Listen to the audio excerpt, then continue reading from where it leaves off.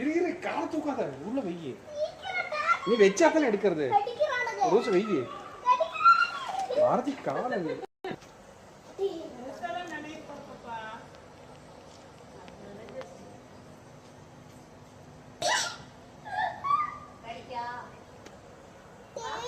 இல்ல எடுக்கல இரு வெய்யி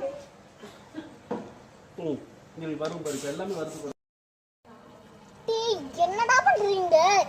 ஆமா அம்மா என்னையும் கடிக்கதா செய்யறானுங்க.